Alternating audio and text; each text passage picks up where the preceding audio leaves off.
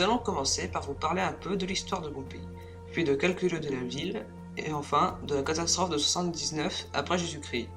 Bon reportage à tous. Pompéi est une ville romaine qui a été recouverte de cendres volcaniques en 79 après Jésus-Christ. Elle se situe dans la province de Naples, à seulement 10 km du Vésuve. Elle aurait été fondée par 5 villages osques avant le 6e siècle avant Jésus-Christ, Pompée signifiant 5 en osque. Les Étrusques dominèrent la cité pendant près de 50 ans, jusqu'en 475 avant Jésus-Christ. Pompéi fut ensuite influencée par les Grecs avant d'être prise par les Samnites au 5e siècle avant Jésus-Christ. Puis, après avoir longtemps subi l'influence romaine, Pompéi devient une colonie romaine en 80 avant Jésus-Christ. La ville fut découverte au XVIIe siècle, mais les fouilles ne commencèrent qu'en 1748. Les fouilles archéologiques vraiment importantes commencèrent en 1870. Depuis 1924, on utilise une méthode dite stratigraphique de dégagement des ruines. Cette méthode permet, en commençant par le toit, de garder chaque objet, chaque décoration à sa place originelle. La ville telle que vous la voyez est la même qu'en 79. Bien sûr, la couleur des murs et les décorations ont en grande partie disparu. La ville de Pompéi n'a pas tout à fait été découverte. Il reste encore des parties ensevelies sous les cendres. Les cendres du Vésuve ont enseveli beaucoup d'habitants qui tentaient de fuir. Ils furent figés dans la position où ils étaient lors de la venue des cendres. Au fil des ans, les chairs et les squelettes se sont décomposés, laissant seulement l'empreinte du corps dans les cendres durcies. Un jour, un archéologue eut l'idée de mettre du plâtre dans ces moulages naturels. Une fois le plâtre durci, on déterrait autour et l'on obtenait un moulage du corps. Cette technique a aussi permis de mettre à jour du mobilier en bois ou des arbres. Les vignes moulées dans des champs ont pu être identifiées et replantées, selon les méthodes de l'époque. On peut donc obtenir aujourd'hui le même vin qu'en 79. Certaines parties de la ville sont en restauration.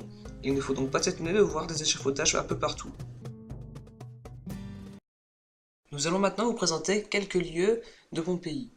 Nous commençons tout de suite par l'amphithéâtre. L'amphithéâtre de Pompéi a aussi été recouvert par les cendres, ce qui signifie que la ville a été ensevelie sous plus de 10 mètres de cendres. Il est parfaitement conservé, il a juste été restauré et non reconstitué. Le Colisée, lui, est en plus mauvais état, car il a été pillé pour construire la basilique Saint-Pierre. Une inscription gravée dans la roche rappelait aux gens de l'époque et à nous aujourd'hui que ce sont ces magistrats qui ont construit l'amphithéâtre pour le peuple. Cette inscription pouvait presque leur garantir une réélection. Cet amphithéâtre servait, comme le Colisée, aux combats de gladiateurs et de bêtes. L'amphithéâtre de Pompéi était plus petit que le Colisée. Il ne disposait pas de sous-sol. Les gladiateurs et les bêtes étaient donc amenés dessous les gradins. Comme dans tous les amphithéâtres, les personnes étaient classées dans les gradins selon leur rang social. Au premier rang, les magistrats et les vestales s'asseyaient. Derrière se trouvaient les citoyens et les légionnaires, et tout au fond se trouvaient les femmes et les esclaves. On peut encore voir au premier rang des noms gravés dans la pierre. C'étaient des places réservées à des personnes importantes. Nous passons maintenant à la visite des rues de Pompéi.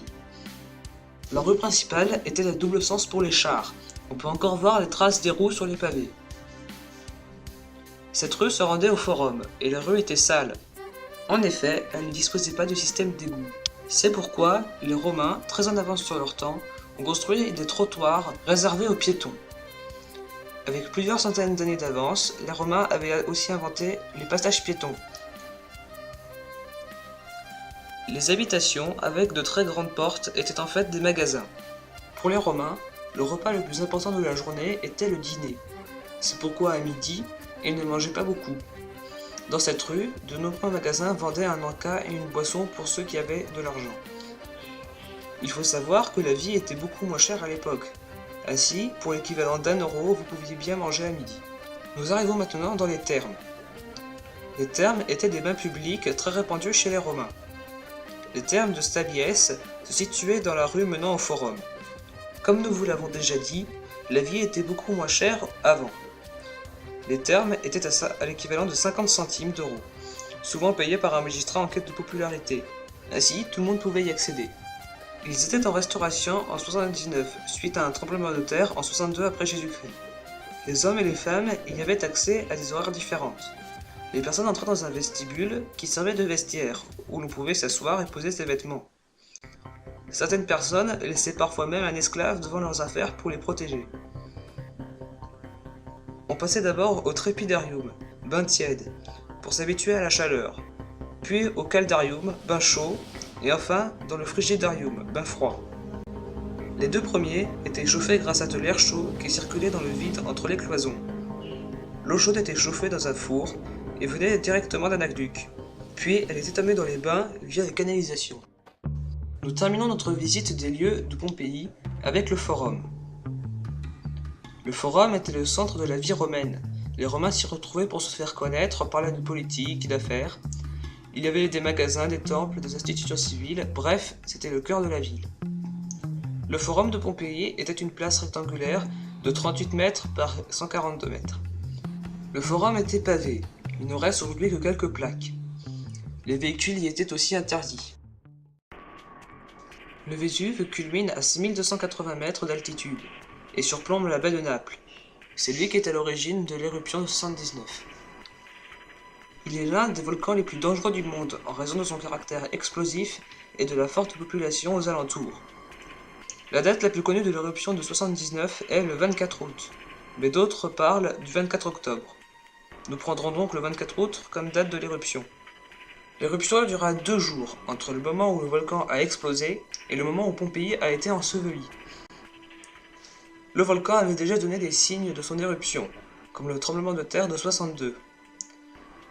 Dans la nuit du 24 au 25 août, le Vésuve explose, libérant une colonne de cendres et de gaz de 30 km de haut. Des milliers de tonnes de cendres sont alors transportées dans l'air, et il pleut des pierres ponces sur la ville, pendant 18 heures. Beaucoup de gens dans la rue meurent asphyxiés. Ceux qui se réfugient dans les maisons meurent ensevelis sous les pierres ponces qui font céder les toits. En plus des pierres ponces, des rochers de plusieurs kilos, emportés par l'explosion, tombent sur les habitants. Une simple collision vous tue. Des odeurs de soufre se dégagent de plus en plus, et des bombes volcaniques, qui explosent en touchant le sol, commencent à tomber du ciel.